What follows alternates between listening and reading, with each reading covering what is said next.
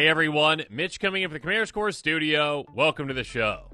So, on today's episode, I've got a great one for you because I'm telling you right now, you need to pick these cards up right now because, oh my goodness, how in the world are they only $5? Let's jump into it. As a reminder, Nyx Lotus and every other single card on this list is in a card list link in the description below for you, so make sure you check that out and pick some of these up because Nyx Lotus, this card is a powerhouse and you rarely see it at this price. A legendary artifact for 4 mana, enters the battlefield tap, choose a color, add an amount of mana of that color equal to your devotion to that color. This is a crazy card. This is an insane card. This is a card that says, hey, are you playing in a monocolored deck? Would you like an incredible amount of mana out of a mana rock? Awesome, congratulations, good for you.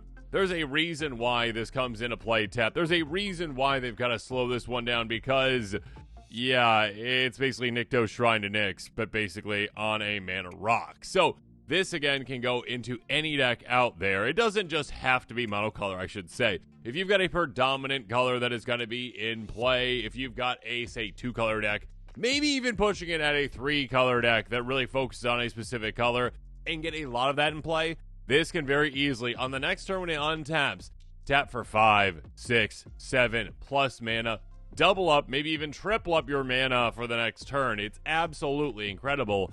And, of course, if you've got any way to untap it and utilize it again, your opponents are, well, dead. This is also a card that can also come with a good amount of things as well. It's insane. It's just a good card. Make sure you pick it up.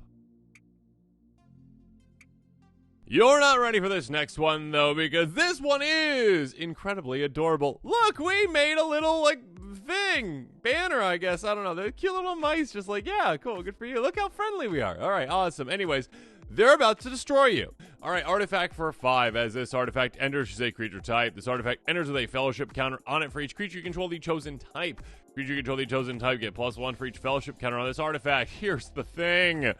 Yeah, this is a 5-mana mass pump effect. This is a 5-mana, oh my gosh, giant anthem for basically any tribal deck out there.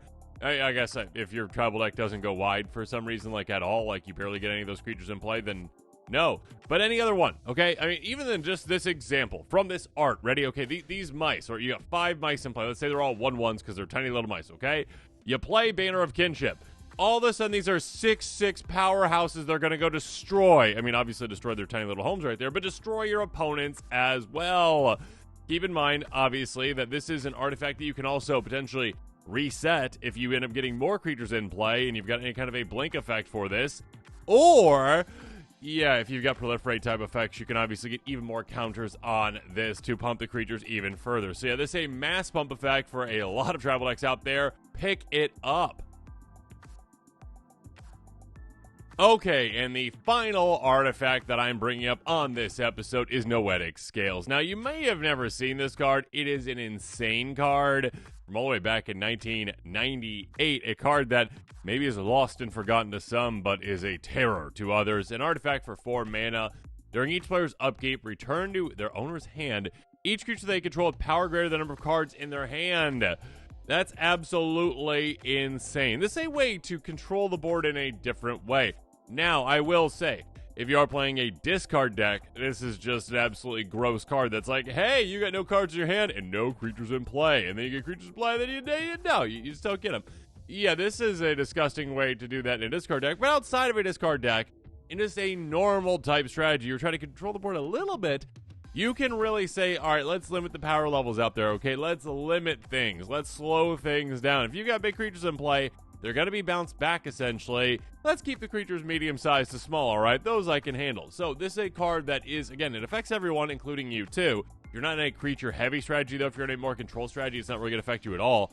It's a crazy good control card. Pick it up.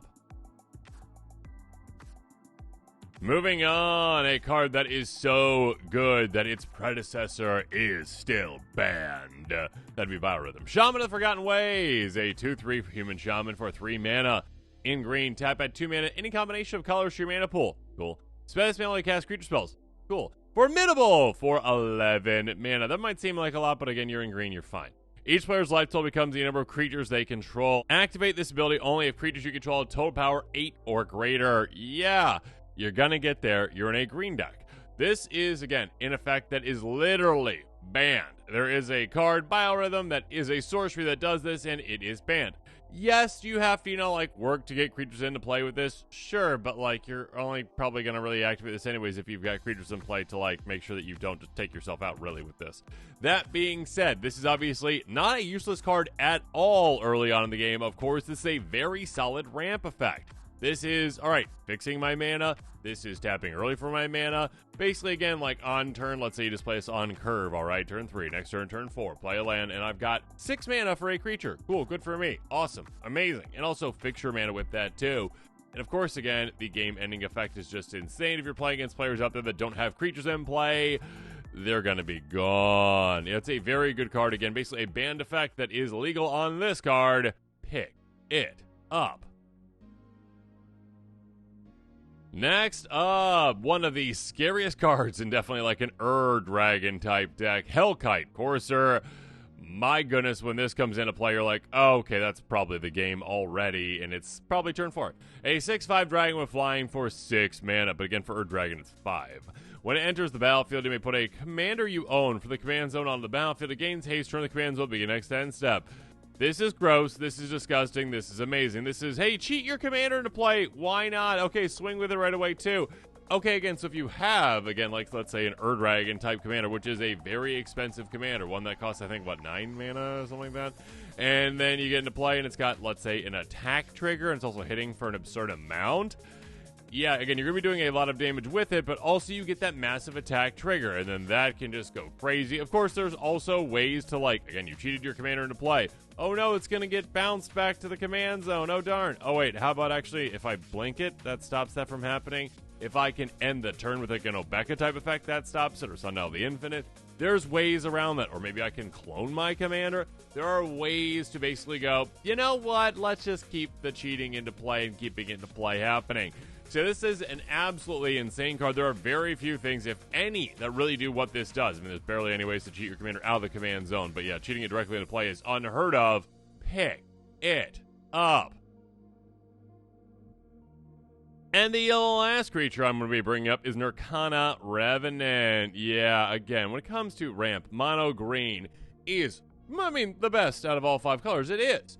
But mono black is like, you know what? I'm not too far behind when it comes to some insane ramping effects. A 4/4 Vampire Shade for 6 mana that just, for whatever reason, happens to be like, hey, you tap swamps for mana? Let's double it. Add an additional black mana. Oh, and by the way, you can pay mana into me to pump me. Cool. Good for me. That being said, being able to just go, all right, hey, you're a mana doubler for my mono black deck? Yeah, throw it in the deck. It's an insane effect to just have on a creature, especially one, again, where you can turn it into a big threat when needed. Again, you swing with this, and opponent's going to go, do I block? I mean, if I block, whatever I block with is going to get taken out, and I've got a pretty valuable creature, and that's it. Or do I not block, and then maybe they just, like, drop, like, 10 extra mana into that pump effect, and then they hit me for an insane amount. Yeah, you're kind of, in a rock and a hard place, essentially. So, yeah, it is definitely an awesome card. Again, any kind of a mana doubler is going to be expensive, and just under $5, an absolute steal for this one. Pick it up. Next up, Glistening Oil. Such a good card. An aura for 2 mana in black. Enchant creature. Enchant creature's infect. At the beginning of your upkeep, put a -1/-1 counter on enchant creature. When it's put a grave from the battlefield, return Glistening Oil to its owner's hand. Everyone loves infect, right? Everyone loves poison, right? Yeah, you definitely do. If you're using a card like this, you most definitely do. And you're okay with the consequences of utilizing Phyrexian Oil. You're like, all right, yeah, cool, yeah, creature, all right, you're going to get taken out eventually by my own card. What? Yeah, but go do my dirty work for me, okay? Go hit players and give them infect and take them out, okay? All right, just like, give them poison counters. Take out the other opponents. Yeah, this is a card that goes, okay, let's just change the numbers game, essentially, from our opponents worrying about, 40 life or whatnot, down to, like, 10, all right? I just need to hit you for 10 and you're gone. You can one-shot someone with this. Again, if you put on a creature that's big enough, you're not even worried about those -1/- counters really happening all that much. And, of course, on top of that, if that creature ever gets taken out, you're getting this back. If this hits the graveyard, you're getting it back. So there is no escaping from the infect for your opponents. It's an amazing card. Pick it up. Next up, Dark Prophecy. Enchantment for 3 mana in black. All the black pips today. Whenever a creature you control dies, you draw a card and you lose 1 life. A super simple, super effective card. And again, pain is gain in black. And essentially, yeah, that's what you're doing with this. This is a card that is an absolutely amazing card in Aristocrat-style strategies and Sacrifice-style strategies for a couple of reasons. Number one, well, it doesn't say non-token. It does not say non-token. It does not say that at all. So again, there is no limitation of this compared to certain other, benefits that you are getting in those kind of strategies where it's like, yeah, okay, draw a card whenever a non-token creature dies. This is like, no. Any creature you control dies. Doesn't matter what it is. You are drawing a card. Yeah, you lose a life, but that's fine. You got Blood Artist effects to gain the life back. You're fine. Whatever. That being said, it's also an enchantment, which means it's really hardy and hard to take out. There are very few cards that are this resilient and this effective at drawing you cards in those strategies. Pick it up. If you want to see just absolute shock and absolute terror on your opponent's face, throw an Overwhelming Splendor on them, and you will see that. It's an enchantment or a curse for 6 and white. 8 mana in total. Enchant player. Creatures enchant player controls lose all abilities that base power toughness 1/1. Enchant player can't activate abilities that aren't mana abilities or loyalty abilities. Yeah, that's just absolutely brutal. This is humility for one player. This is literally like, hey, sit down, be humble. And you have to say that each time when you throw this on an opponent. You just have to. It's a rule. Just kidding. Anyways, being able to go, okay, hey, this is on you, and now your creatures are useless. They're all useless. I mean, don't put it on the player, I guess, who's just like, I've got a go wide, soldier strategy. They're going to be fine, probably. But every other player is going to have useless creatures now. Their commander does nothing. They built their entire deck around their commander, and now it's like, I'm a 1/1 vanilla. Yeah. Yeah, no, this is a great way to just say, you know what? You're kind of out of the game-ish until you get rid of this. You literally just take an opponent out of the equation. So if you're in a curse deck, obviously, this is an amazing card. Outside of that, though, it's just a great control piece. You just throw an opponent, you're like, all right, deal with this and see what happens. Pick it up. It's an amazing card. Just literally for the, again, absolute shock and absolute terror that you see on an opponent's face when they realize that you're choosing them with this. It's also a card where you can politic with. You throw it down the table, you're like, all right, I'm going to play this. What's everyone going to offer me for me to not put this on you? Because, again, it's basically a death sentence. And finally, very simply, temporal manipulation. Extra turn spells, well, usually, almost all the time, are incredibly expensive. Especially ones that kind of break the rules of extra turn spells, at least these days. Temporal manipulation is very simple, very effective. 5 mana in blue, take an extra turn after this one. How it breaks the rules these days is basically, it doesn't, have exile on it. Yep, that's basically it. Most, if not all, extra turn spells made these days exile after you play them because, extra turns are so incredibly powerful that players shouldn't be able to get them back and do them again and again and again and again and again and again and again and again and again. But there are some out there, the older ones, the ancient ones that do let you do that. So, yeah, you play it, you bring it back to your hand with a recursion spell, and you do it again, again, probably copied a couple times. And all of a sudden, you win the game because you played so many extra turn spells, your opponents are gone. Yeah, it's a great card, an amazing card. You rarely see these kind of cards under $5. Pick it up. And with that, this episode is coming to a close, so it's my turn to hear from you. In the comments below, let me know your thoughts are on this episode. And of course, as always, thanks again, and have a good one.